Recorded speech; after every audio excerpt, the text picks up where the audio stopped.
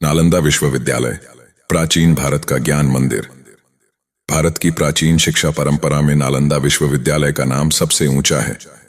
यह केवल एक विश्वविद्यालय नहीं था, बल्कि ज्ञान, विद्या और संस्कृति का महान केंद्र था। 5वीं से 12वीं सदी तक नालंदा ने दुनिया भर से छात्रों को आकर्षित किया।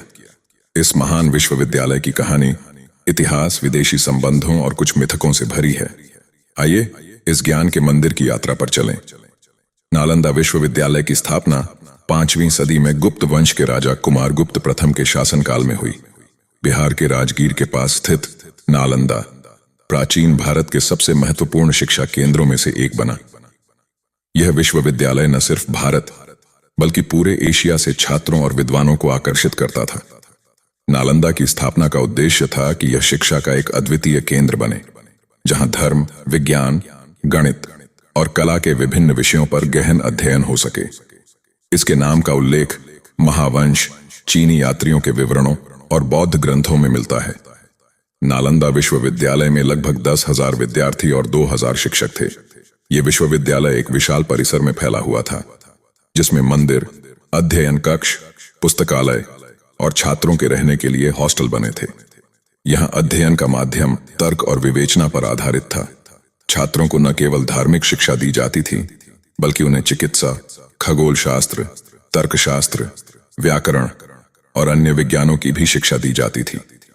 नालंदा का पुस्तकालय धर्मगंज नाम से प्रसिद्ध था, जो 3 मुख्य भवनों में विभाजित था और उसमें लाखों पांडुलिपियां थीं। नालंदा विश्वविद्यालय बौद्ध शिक्षा का प्रमुख केंद्र था। यहाँ महायान बौद्ध धर्म की शिक्षा दी जाती थी, लेकिन बौद्ध धर्म के अलावा हिंदू और जैन धर्म से जुड़े कई विषय भी पढ़ाए जाते थे। इस प्रकार नालंदा धार्मिक सहिष्णुता और विविधता का प्रतीक था। नालंदा के अध्ययन केंद्र ने कई प्रसिद्ध बौद्ध विद्वानों को जन्म दिया। उनमें से एक प्रमुख थे नागार्जुन, जो महायान बौद्ध धर्म के महान विद्वान और मध्यकालीन दार्शनिक थे। उन्होंने यहाँ पर महत्वपूर्ण समय बिताया और बौद्ध धर्म के विचारों का प्रसार किया। नालंदा का प्रभाव केवल भारत तक सीमित नहीं था। यह विश्वविद्यालय चीन, Tibet, Korea, Japan, Sri Lanka, Thailand, Mongolia और मध्य एशिया जैसे देशों से विद्वानों और छात्रों को आकर्षित करता था। सबसे प्रसिद्ध विदेशी छात्र चीनी यात्री ह्वेनसांग शुआनजांग थे, जो 7वीं सदी में नालंदा में अध्ययन करने आए थे। ह्वेनसांग ने नालंदा में 17 वर्षों तक अध्ययन किया और भारत के विभिन्न हिस्सों की यात्रा की। उन्होंने अपने विवरणों में नालंदा के समृद्ध शैक्षिक ढांचे, भिक्षुओं की अनुशासनात्मक जीवन शैली और पुस्तकालय की महानता का वर्णन किया है। उनके विवरणों से हमें प्राचीन नालंदा की समृद्धि के बारे में जानने का मौका मिलता है। नालंदा और इसका पतन 12वीं सदी में नालंदा के ज्ञान के केंद्र का अंत हुआ, जब बख्तियार खिलजी ने इसे नष्ट कर दिया। खिलजी की सेना ने नालंदा के विशाल पुस्तकालय को आग के हवाले कर दिया। कहा जाता है कि पुस्तकालय में इतनी पांडुलिपियां थीं कि उसे पूरी तरह जलने में महीनों लग गए। खिलजी के आक्रमण के बाद नालंदा का पतन शुरू हो गया और यह विश्वविद्यालय धीरे धीरे इतिहास के पन्नों में खो गया। इस प्राचीन शिक्षा केंद्र का विनाश एक अंधकारमय युग की शुरुआत थी, जो भारतीय शैक्षिक परंपरा के लिए एक बड़ा आघात था। नालंदा से जुड़े कई मिथक और कहानियां भी हैं। एक लोकप्रिय कथा यह है कि नालंदा का पुस्तकालय इतना विशाल था कि जब बख्तियार खिलजी ने इसे जलाया तो उसकी आग 3 महीने तक जलती रही। कुछ कहानियों के अनुसार नालंदा में अदृश्य शक्तियों के बारे में भी अध्ययन किया जाता था, जो उस समय की विज्ञान और तंत्र पर आधारित थीं। हालांकि इन मिथकों का कोई ठोस प्रमाण नहीं है, लेकिन यह नालंदा के प्रति लोगों की भावनाओं और उसकी महत्वता को दर्शाते हैं। ये कहानियां इस बात की ओर इशारा करती हैं कि नालंदा केवल एक शैक्षिक संस्थान नहीं था, बल्कि यह उस समय के लिए एक रहस्यमय और अद्वितीय ज्ञान केंद्र था।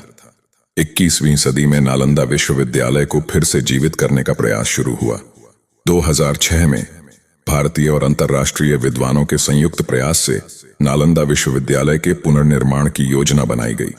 2014 में नालंदा विश्वविद्यालय को फिर से खोल दिया गया और इसका उद्देश्य वही था, ज्ञान और अनुसंधान का अंतर्राष्ट्रीय केंद्र बनाना। आज का नालंदा विश्वविद्यालय प्राचीन नालंदा की शिक्षा प्रणाली की भावना को आधुनिक अनुसंधान और अध्ययन के माध्यम से आगे बढ़ाने का प्रयास कर रहा है। यह विश्वविद्यालय अब भी ज्ञान, शांति और सांस्कृतिक आदान प्रदान का प्रतीक बना हुआ है। नालंदा का प्रभाव केवल प्राचीन भारत तक सीमित नहीं था, बल्कि यह समूचे एशिया और दुनिया के विभिन्न हिस्सों में फैल गया। यहाँ से पढ़े छात्रों और विद्वानों ने अपने अपने देशों में ज्ञान का प्रसार किया।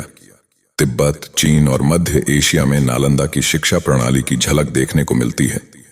नालंदा ने न केवल भारत बल्कि पूरी दुनिया को यह संदेश दिया कि शिक्षा और ज्ञान की सीमाएं नहीं होती। यह विश्वविद्यालय आज भी विश्व भर में शिक्षा और सांस्कृतिक संबंधों का प्रतीक बना हुआ है। नालंदा विश्वविद्यालय की कहानी एक ऐसे संस्थान की है जिसने न केवल शिक्षा के माध्यम से समाज को बदलने की शक्ति दी, बल्कि अंतर्राष्ट्रीय शैक्षिक संबंधों का भी आधार रखा। यह प्राचीन विश्वविद्यालय भारतीय ज्ञान परंपरा का जीवंत प्रमाण है, जो आने वाली पीढ़ियों को प्रेरित करता रहेगा। नालंदा, प्राचीन भारत का ज्ञान मंदिर, जिसने सदियों से दुनिया को शिक्षा की रोशनी दी।